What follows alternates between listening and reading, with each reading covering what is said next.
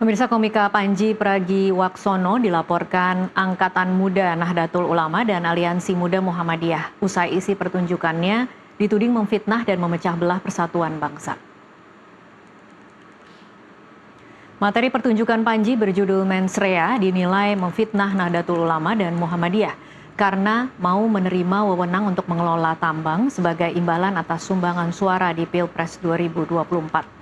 Polisi pun menindaklanjuti laporan termasuk memeriksa bukti yang disertakan pelapor.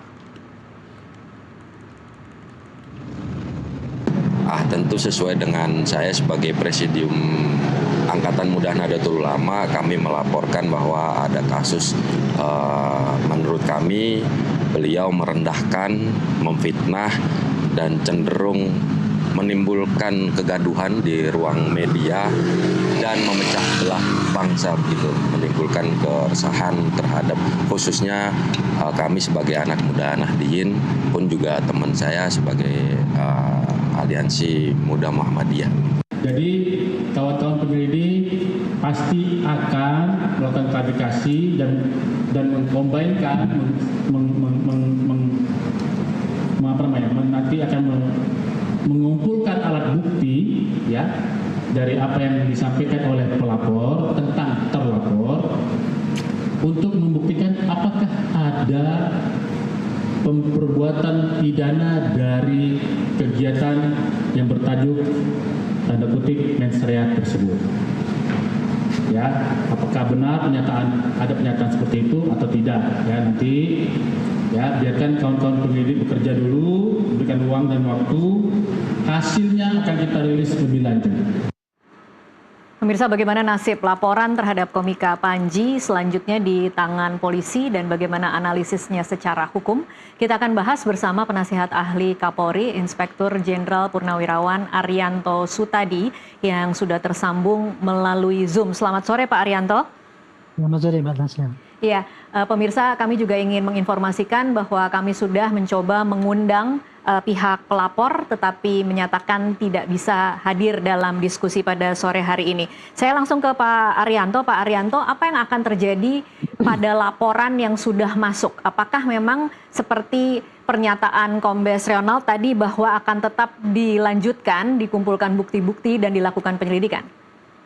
Ya, pasti harus dilanjutkan ya. Karena kewajiban polisi itu, saya sebagai pembina Kamtipmas dan penegakan hukum dan juga melayani masyarakat, apabila ada orang yang mengadu ataupun melapor bahwa dirinya itu tidak suka atau terganggu ketentramannya atau keamanannya atau perasaannya itu dan melaporkan pada suatu kejadian yang mengusik dia, itu polisi harus menerima. Jadi tidak ada mekanisme polisi semacam menyortir ya Pak Arianto, mana laporan yang kira-kira layak untuk ditindaklanjuti atau mana yang tidak layak. Karena kan ada pernyataan dari sebagian pihak, ini legal standingnya menjadi tidak meyakinkan karena dua institusi yang diatasnamakan NU dan Muhammadiyah mengaku itu bukan bagian dari mereka. Ya, itu kan dikatakan setelah adanya laporan masuk kan. Nah, itu nanti pernyataan yang dari NU maupun Muhammadiyah itu nanti pasti akan dikumpulkan juga oleh polisi. Jadi begini tadi, begitu ada orang mengadu atau melapor. Kalau mengadu itu artinya Bu ya, laporan yang minta untuk ini diproses gitu, namanya pengaduan. Tetapi kalau untuk laporan, itu laporan hanya melaporkan adanya kejadian yang merupakan tidak pidana menurut dia gitu. Nah, polisi begitu menerima laporan itu, maka dilihat tuh, dia laporannya tentang apa. Dia kan tadi mengatakan tentang mengadu fitnah, atau mengadu domba, bikin gaduh dan sebagainya itu kan. Nah, polisi akan melihat mana buktinya. Dia kan sudah bawa itu rekaman-rekaman kan. Karena sudah ada bukti awal kayak gitu ya Bu ya. Itu nanti bukti itu telah dikumpulkan dan kemudian nanti polisi pasti akan melakukan klarifikasi itu tadi. Klarifikasi nomor 1 pertama kali ya, setelah dijelaskan tadi laporan diterima.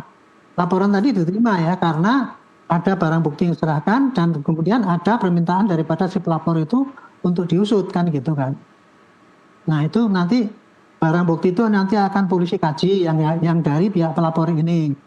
Dia akan mengatakan bahwa dia atas nama pemuda ulama Muhammadiyah. Nah, sementara kan muncul nih dari para tokoh-tokoh Muhammadiyah dan Nahdlatul Ulama. Pasti nanti polisi juga akan klarifikasi kepada yang bersangkutan itu tadi, kemarin yang tokoh dari Muhammadiyah sama NU. Dan juga klarifikasi kepada yang terlapor, Pak Panji yang dilaporkan. Nah, pasti akan dipanggil ya, tapi istilahnya kalau di dalam penyelidikan itu adalah undangan klarifikasi namanya. Nah, di dalam undangan klarifikasi itulah maka, ini saya sebutkan dulu ya. Iya. Di dalam tahap penyelidikan itu, Bu, polisi bisa melakukan apa saja, asalkan tidak dengan upaya paksa. Beda dengan kalau itu sudah masuk pada penyidikan. Jadi nanti penyelidikan ini, polisi mencari informasi-informasi yang berkaitan untuk menentukan apakah ini ada pidana apa tidak. Nah, kalau nanti ternyata ada, barulah dia naik ke penyidikan. Nah, di penyidikan itulah kemudian polisi nanti akan nyari saksi, tapi manggil dan kemudian di BAP dan kemudian ditandatangani pro justisia itu. Kalau orang dipanggil nggak datang bisa dijemput. Itu kalau dalam tahap penyidikan. Itu jadi bedanya dalam tahap penyelidikan dengan penyidikan itu. Kalau di dalam penyidikan itu ada upaya paksanya. Oke. Contoh kalau tersangka dipanggil 2 kali nggak datang pasti diperintah membawa atau ditangkap. Tapi kalau di penyelidikan ini polisi tidak. Tapi polisi bisa saja memeriksa dilapor dan sebagainya. Panjang itu tidak pakai apa? Tidak pakai upaya paksa. Baik. Gitu. Ya.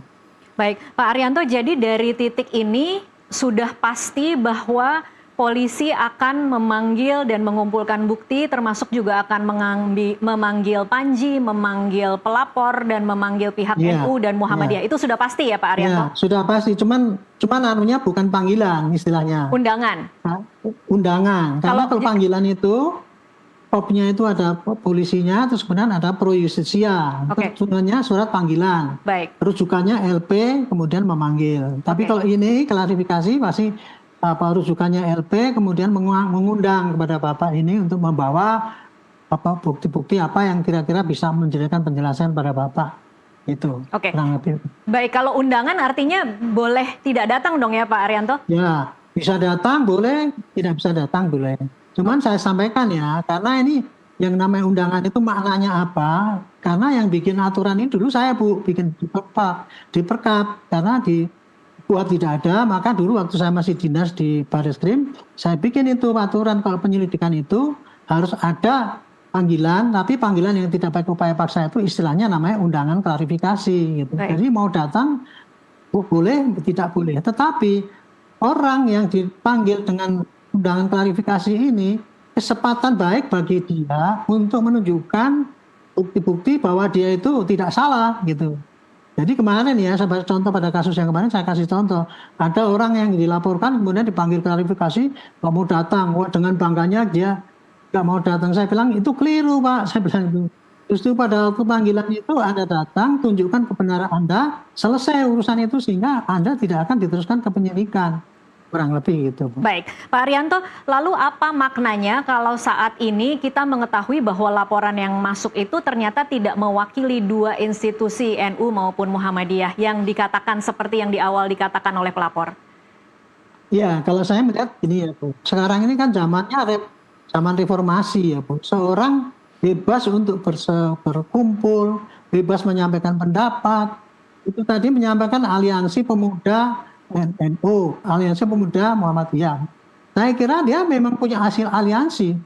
Meskipun tidak diakui oleh pimpinan pusatnya. Walaupun tidak di bawah Muhammadiyah maupun NU. Nah, kan gitu ya. Tapi dia kan saya atas nama teman-teman kelompok kan gitu kan, berarti kelompok. Sehingga yang diadukan pun mengadu domba karena kelompok dia pasti nggak senang gitu kan. Nah, itulah kebebasan berpendapat sekarang ini yang terjadi. Nah, di sini polisi akan memanggil, kalau kamu aliansi, ada nggak teman-teman kamu gitu? Apakah ini badan hukum atau tidak?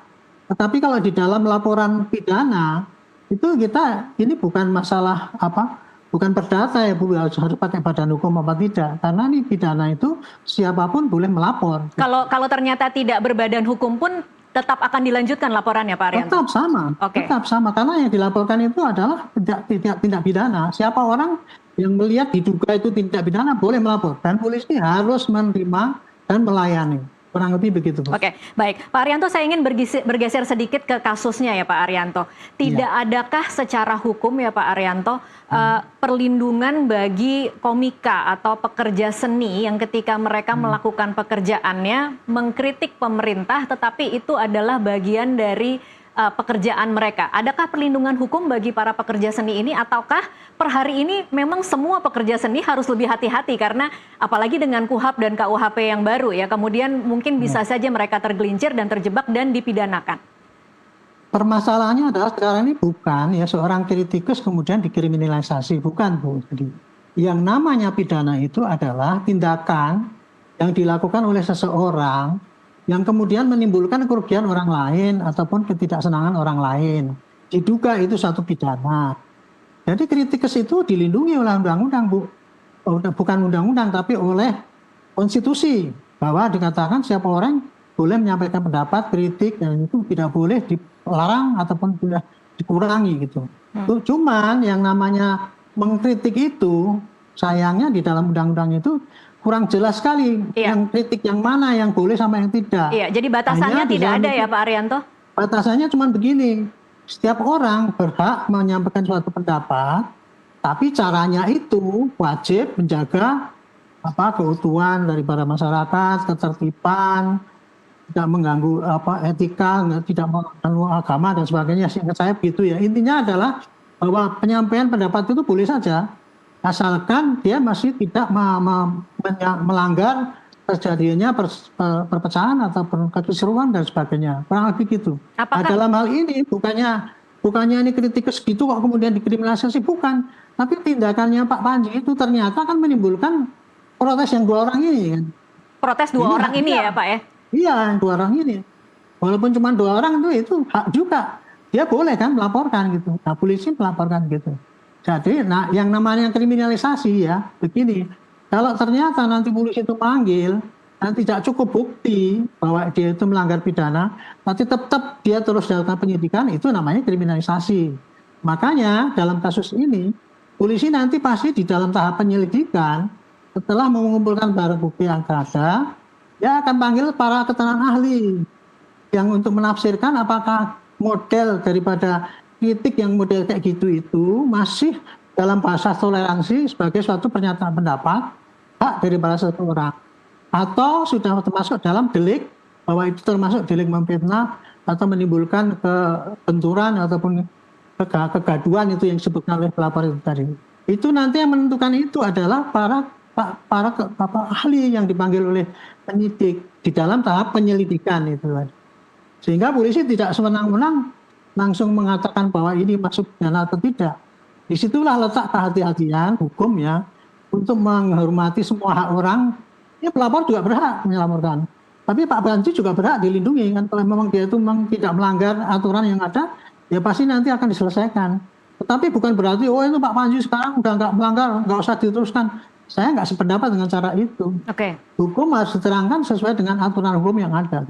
Oke, artinya kalau untuk per hari ini Pak Arianto, bagi pekerja seni lainnya atau komika-komika lainnya yang akan manggung dan punya materi yang kemudian berisi kritikan terhadap penguasa pada pemerintah atau kritikan terhadap organisasi-organisasi, bagaimana mereka harus kemudian membaca rambu-rambunya agar tidak terjebak dalam kasus yang sama seperti Panji? Rambu-rambunya ya ada tadi, walaupun kalau diartikan agak susah ya, karena kita boleh menyampaikan pendapat. Apa saja pendapat silahkan di depan umum, tetapi harus menjaga jangan sampai terjadi ya perpecahan, jangan sampai menimbulkan mengganggu ketertiban umum, jangan sampai mengganggu persatuan bangsa, jangan sampai melanggar aturan-aturan susila ataupun agama dan sebagainya, dan termasuk tidak melanggar undang-undang. Nah, ini masalahnya di sini.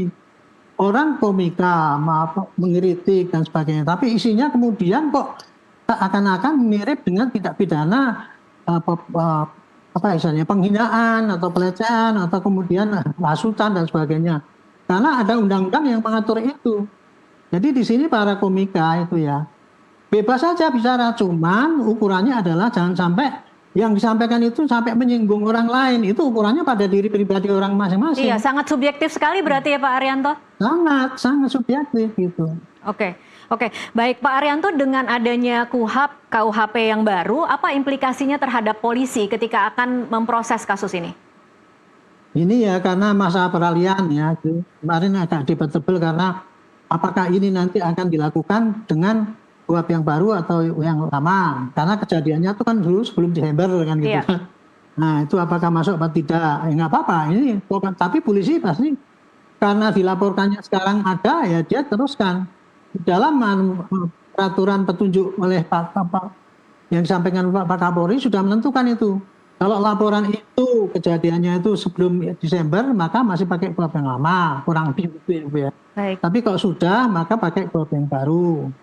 Kemudian kalau kejadiannya itu beruntun gitu ya, kan ini kan Desember dan sampai sekarang kan terus efeknya sampai Januari kan terjadi kegaduhannya sekarang. Nah, berarti kan itu kejadiannya dihitungnya pada sekarang ini juga kan gitu. Nah, itu masih debatable. Makanya itu polisi harus melakukan penyelidikan dan penyidikan itu nanti akan mengambil para ahli. Para ahli itu yang dipanggil juga dan polisi juga akan koordinasi dengan jaksa. Sehingga nanti ketika akan menentukan itu penyelidikan atau penyidikan itu sudah semua pihak diajak berembuk gitu. Itu namanya dengan gelar perkara atau apa gitu. Sehingga polisi tidak mengkriminalisasi seseorang yang menyampaikan pendapat gitu. Oke, baik. Pak Arianto, kalau ini kemudian akan terus dilanjutkan, kemudian polisi akan memeriksa dan nanti misalnya akan ditingkatkan ke penyidikan, kira-kira komponen-komponen atau elemen-elemen apa saja yang memungkinkan bahwa kasus ini kemudian bisa ditingkatkan ke penyidikan dan mungkin Panji bisa ditetapkan sebagai tersangka? Saya tidak bisa menentukan ya Bu ya, karena ini tergantung dari bukti. Bukti yang dikumpulkan oleh penyidik itu apa, rekaman-rekaman itu apa, misalkan kata-kata, itu kata-katanya apa. Nanti kata-katanya itu akan dianalisis oleh para ahli pidana. Oh ini analisisnya adalah mengandung ujaran kebencian atau tidak. Apakah itu mengandung penghinaan apa tidak. Itu jadi tergantung daripada analisis bukti-bukti yang ada Bu gitu. Dan itu pun nanti ditanyakan kepada Pak Panjinya itu juga. Dia waktu mengatakan itu apakah ada niat atau tidak, atau pure dia bahwa itu sebagai pekerjaannya dia, saya tidak berniat itu gitu, kurang lebih begitu. Jadi itu yang nanti akan menentukan apakah itu nanti naik penyidikan apa tidak gitu. Oke, masih ada jalan mediasi tidak sih Pak Arianto? Mungkin nggak kasus ini berhenti tanpa masuk ke penyidikan atau tanpa polisi harus memproses begitu? Harus seperti apa misalnya kalau ingin jalan damai? Dengan KUHP yang baru ya, sekarang karena sudah KUHP baru itu, sistem peradilan kita itu sekarang sudah tidak lagi distribusi justice seperti dulu, bahwa setiap orang itu apabila bersalah kemudian pasti akan disidik dan kemudian akan dikirim ke pengadilan dan akan dihukum. Kalau sekarang peradilan kita adalah menganut restorasi justice, di mana sistem peradilan kita itu adalah apabila ada suatu gangguan Kamtipmas itu ya, maka diselesaikan dengan restorasi justice. Artinya apa? Restorasi justice itu adalah pengembalian situasi masyarakat sebelum terjadi. Ya. Yaitu apabila masing-masing bisa damai, bisa saling memaafkan, kerugiannya bisa dikembalikan. Itulah yang namanya restorasi justice. Jadi tidak harus menghukumkan. Atau kalau yang hukumannya denda, orangnya sudah bayar, jadi dia tidak masuk dalam kurungan. Jadi intinya untuk diselesaikan secara restorasi justice, ini sampai sekarang sangat memungkinkan sekali karena kebetulan baru diumumkan tahun ini kan. Kalau dulu ya sistem kita itu polisi sama jaksa sudah menentukan restorasi justice itu menurut saya sudah melanggar undang-undang itu. Oh, okay. Karena kalau dulu harus ada kasus yang kecil yang baru boleh direstorasi. Kemudian ada pelakunya di atas 70 tahun atau berapa itu baru. Kalau sekarang enggak. Yang namanya restorasi justice itu bisa dilakukan di tingkat penyidikan maupun penuntutan. Jadi masih memungkinkan kalau ini diselesaikan. Dan inisiatornya harus dari mana Pak Arianto? Enggak tahu dari mana-mana. Yang penting kalau saling memaafkan, kerugian dikembalikan dan masyarakat bisa menerima itu, selesai urusan itu. Oke. Dan itu sah menurut hukum, memang diatur. KUHP yang baru pun begitu aturannya, lebih tegas seperti itu. Oke, baik. Ini juga untuk pemirsa yang menyaksikan siaran kita pada sore hari ini. Dialog ini bukan untuk mendukung atau kontra terhadap Panji atau mendukung atau kontra terhadap pelapor, tetapi lagi-lagi kita ingin tahu pembelajaran apa yang bisa diambil dari kasus ini. Pak Arianto, mungkin bisa disimpulkan sebagai pernyataan penutup. Ini kira-kira masyarakat harus belajar apa dari kasus pelaporan terhadap Panji di awal tahun 2026 ini? Ya, saya kira gini Bu ya, saya terima kasih diundang sini. Jadi kepada masyarakat saya sampaikan bahwa sekarang ini eranya kita adalah bebas untuk berpendapat, menyampaikan kritik dan sebagainya. Cuman di dalam undang-undang itu, kritik itu boleh disampaikan dengan cara yang harus menjaga persatuan bangsa, tidak melanggar undang-undang dan tidak melanggar orang lain, kepentingan orang lain gitu. Adapun kalau sudah terjadi seperti ini ya, kita siapapun yang melapor harus kita lakukan, kita terima, tetapi tidak langsung kemudian itu pasti dikriminalisasi, tidak. Harus prosesnya mengalami penyelidikan, itu nanti akan secara transparan, polisi akan mengambil kesimpulan berdasarkan daripada keterangan-keterangan para saksi yang lain. Ini suatu pembelajaran yang mudah-mudahan para kritikus tidak takut ngomong lagi, tapi juga membatasi jangan sampai kritikannya itu menyinggung orang lain ataupun menimbulkan kekacauan atau kegaduhan. Oke. Saya kira ini pembelajaran yang baik sekali ya disampaikan di melalui. Bukan untuk ditakuti, tetapi lebih hati-hati berarti ya Pak Arianto? Ya, jangan sampai mengganggu orang lain, jangan sampai mengganggu lingkungan, kira-kira itulah. Oke, baik. Terima kasih Pak Arianto untuk waktunya bersama kami di NTV Prime. Sama-sama, terima kasih Mbak. Dan pemirsa tetaplah bersama NTV Prime, usai jeda kami masih akan kembali.